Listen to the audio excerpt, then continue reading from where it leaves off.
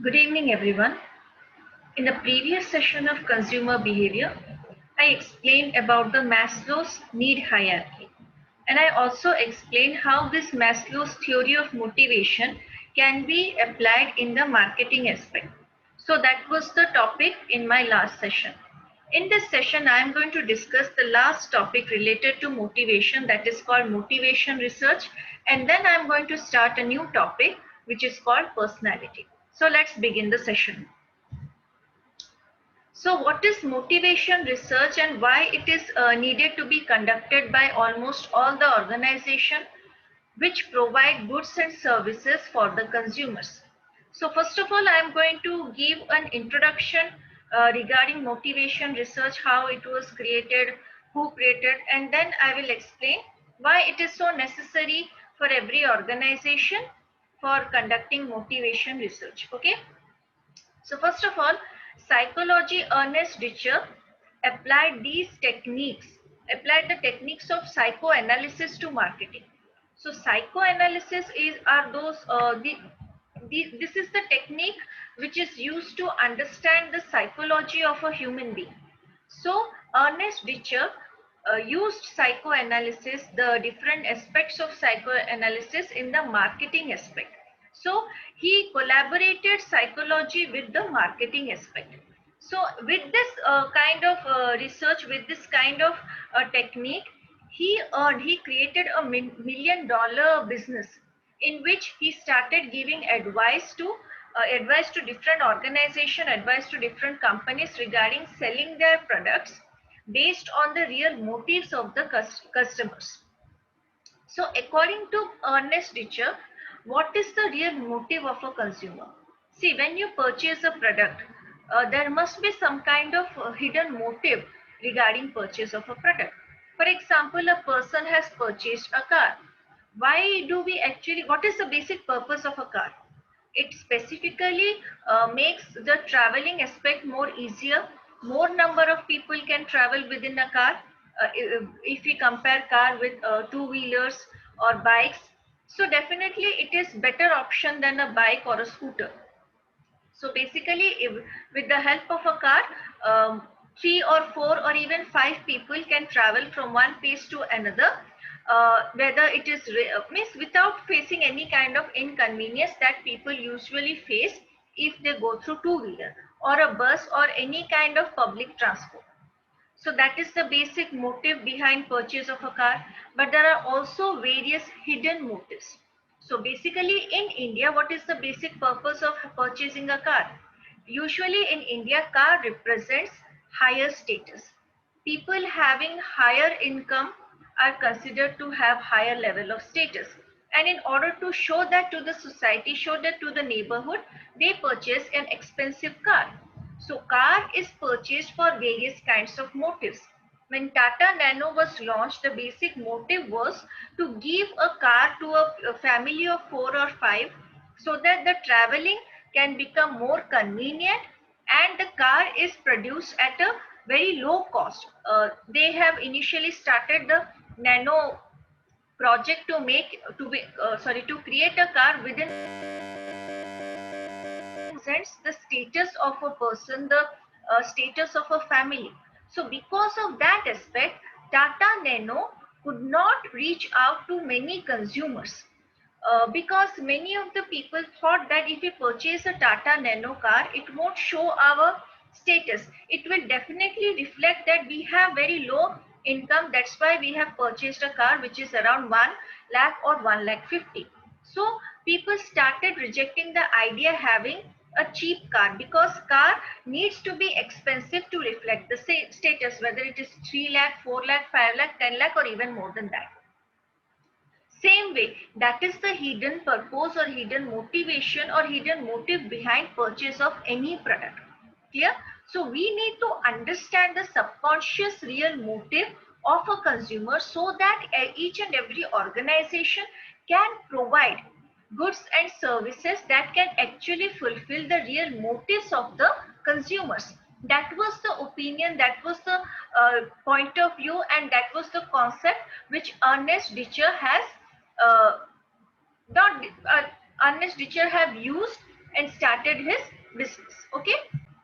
So, Ernest Rudisha was also referred as the father of motivation research because he thought that it is better to understand, it is better to do a research regarding the real motives of a consumer when he or she purchases a product, so that we can advertise the product in such a way that the real motives can be fulfilled by the organization. Real motives can be fulfilled by the product which a consumer's purchase. Okay. So what Ernest Richer did, he used the Freudian psychoanalysis theory to discover the hidden motivations of the customers when they bought products like cosmetics, cars, or even any product. Every product has different kinds of motive. For example, when you purchase a matchbox, it can be used for cooking purpose to light the gas stove. It can be used for any other purpose to light a candle, and it can be also used for different purpose, even to burn a bunch of, we can say many kinds of things. It can be used for positive aspect. It can be used for a negative aspect also. The use of matchstick can also become dangerous. So the real motive of purchasing it actually is the most important part for every organization. So every marketing team needs to understand the real motive of a consumer when they purchase a product. Okay. So here that you all can see on the screen that motivation research is extremely essential, and it can be very useful if depth interview and projective techniques are used. These two techniques are used to identify the subconscious needs, the hidden needs of the consumer, and then it can be fulfilled. So basically it also says that a particular product, like I said, like a car, it can fulfill various kinds of motives. See, when we see a car, we imagine that this car may be expensive, whether this car is safe or not. So there are various perspectives of buying a car. Some people may purchase a car because it is safer in comparison to other cars available in the market. So that is the real motive of a consumer to purchase a car. Some people can buy a car only to have an expensive car which looks good, which may not have some kind of features, but it needs to look good and attractive. So that may be the real reason of purchasing a car. Some people purchase car because of the highest level of technology which is used in the car. So each and every motive must be considered while advertising a product. So that was the concept of Ernest Richer. So whenever a product is advertised, it must be capable, the management must be capable of understanding the real motive of a consumer when they purchase your product, and advertise in such a way that each and every consumer can feel that this product can actually satisfy my real motive. Okay. So in order to understand the real motive of the hidden motive of a consumer, depth interview can be conducted. So depth interview is like an interview where the consumer is asked, or where the consumer is given the opportunity to speak about himself or herself freely, what kind of product he or she prefers, what kind of changes they want in the product. So without any kind of restrictions, without any kind of limitations, they are allowed to speak about their needs which are fulfilled, and also the needs which are not fulfilled. They are also given opportunity to speak about their real motive behind purchasing of any product, whether it is a small product or a big product, expensive product. So that kind of depth interview can actually reveal the real motive behind purchasing of any kind of product. So different types of consumers need to go through this depth interview, so that the marketing team can actually understand what type of consumers have, means why a particular consumer purchase a particular product. So different persons may have different motives behind purchasing the same kind of product. Like I gave example of car, there is another example, smartphone. Some people purchase it because they want better camera, higher quality megapixel camera. Some people would like to make it a investment, or they want to have a durable phone. So they go for good brands, big brands. Some people some people are always focused on the latest technology, so they do not use a smartphone for a very long time. They keep on changing. Whenever a new smartphone arrives, they go and purchase that one. So there are different kinds of consumers, so one product need to satisfy the needs of all the types of consumer. For that reason, they need to make an advertisement in such a way that it focuses on the real motive of each type of consumer. So that interview can actually reveal the hidden motives, the real motives behind purchase of any product. Okay. The next one is projective techniques. In this method, in the projective techniques, the consumer is given different types of pictures, even different kinds of words. Now they have to, these consumers, they have to create, they have to speak what they imagine. Suppose you are given, suppose I gave you around 10 words. Now you have to create a story by using those 10 words. So each and every one will definitely create a different kind of story based on their imagination, based on their personality, perception, and different aspects of a person's characteristics. So that actually reveals the real state of mind of the consumer. Suppose I gave you a cartoon and there is a bubble regarding the cartoon which reveals the thought of the cartoon. So you can fill up the blank that for example, take example of the spices that we use in everyday life. So what is the basic reason of using spices? To make food more tasty, or to get something a different kind of taste, or to cook food which is like tasty like the restaurant food. So there may be various reasons behind it. So if you are given a sentence and a particular word is left out, you need to fill up the word based on your perception, based on your personality, and how you think, what kind of perception you have about the product. So that kind of, these kind of techniques can actually reveal the real state of mind, what is the psychology of a person, what a person actually expects from a product. So these things can be revealed. So these things are actually very much helpful for every organization, so that they can create a product which can actually satisfy the needs of the consumers, fulfill the real motives of the consumer, and at the same time the personality, the perception, the thinking of a person actually has a major influence over the buying behavior.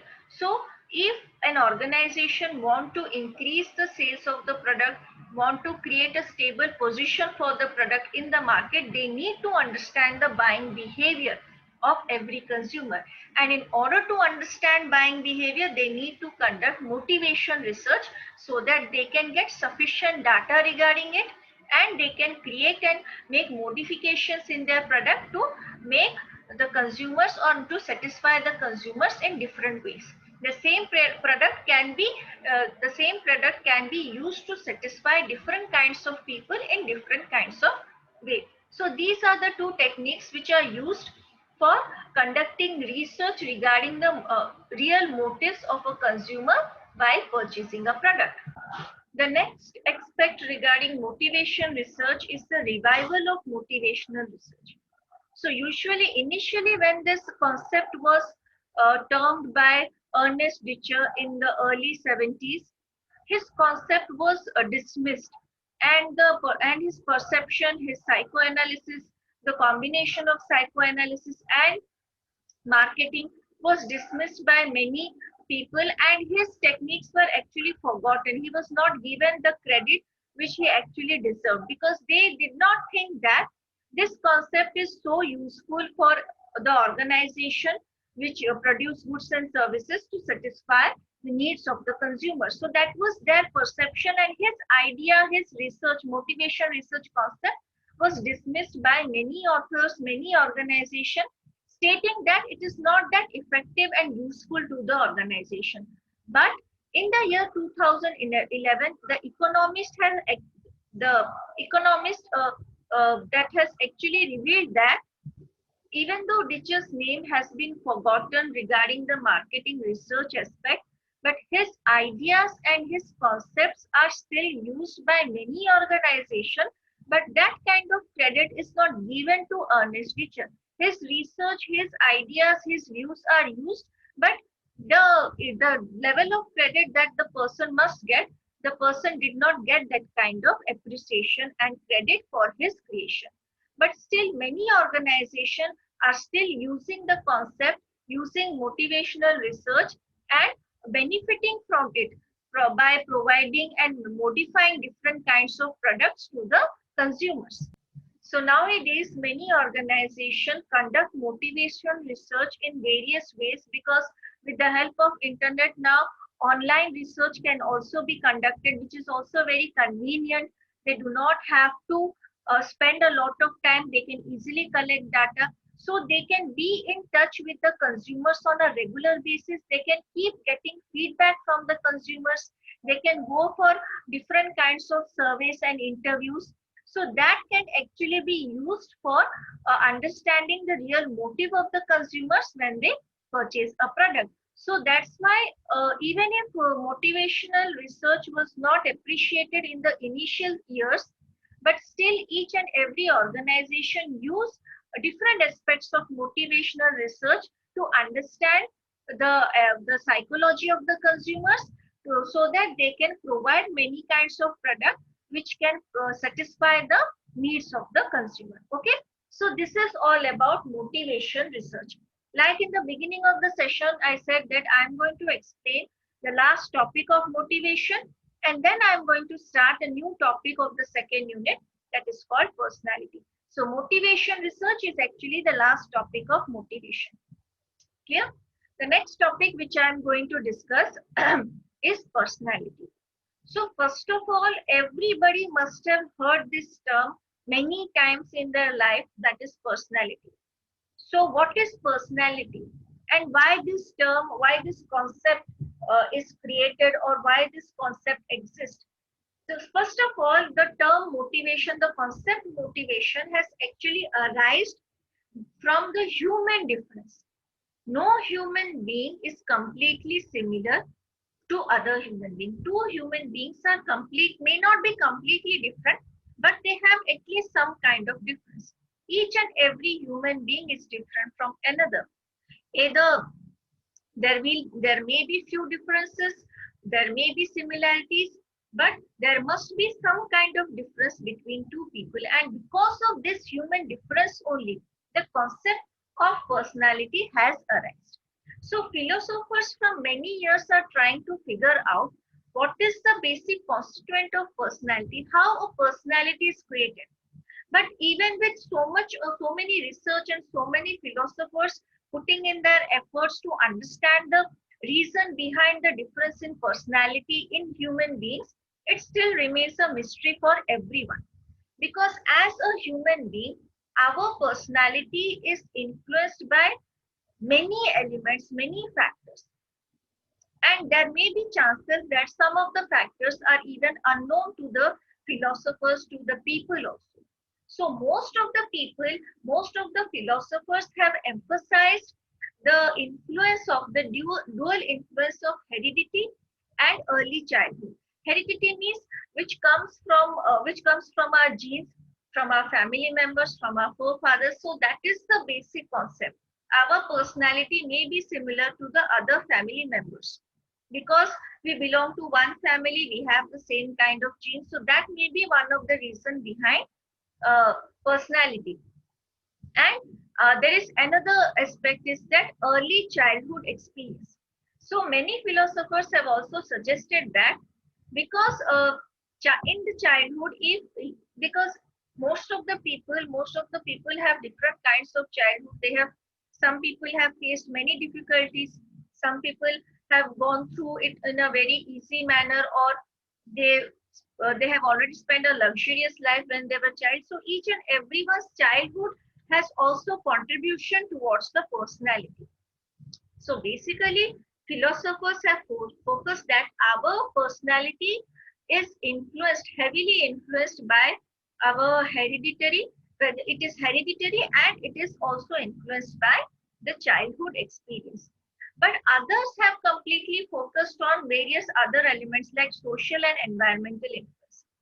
Because when we grow up, we start interacting with many people, and we also try to understand how people behave with us. We accept some of their behavior, accept some of the characteristics, even we include their characteristics in our personality. Our environment has also different kinds, it influences us in very different kind of way.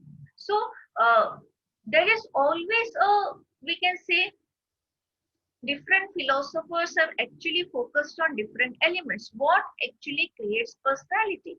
So that is a point of difference between the philosophers regarding creation of a personality and regarding the factors which have influence over personality. Some factors may have minor influence, some factors may have major influence over personality.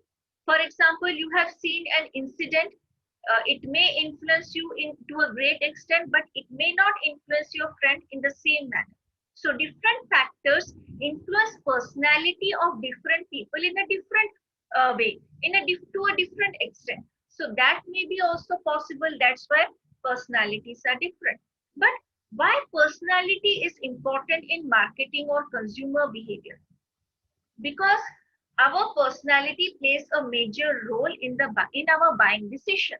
So understanding the personality of the consumer is very important for every company.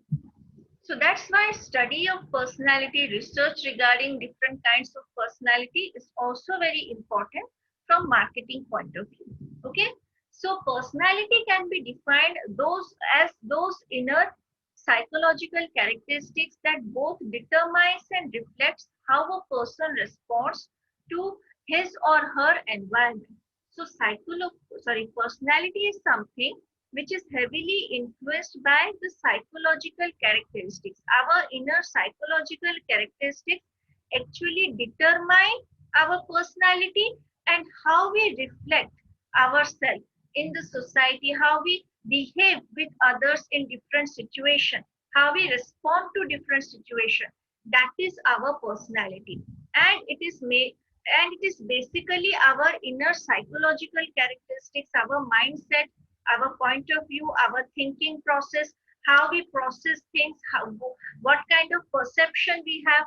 These are the various things which determines and at the same time reflects how we should behave, how we should respond to different aspects in an environment with in the environment within which we are living. So that is all about personality.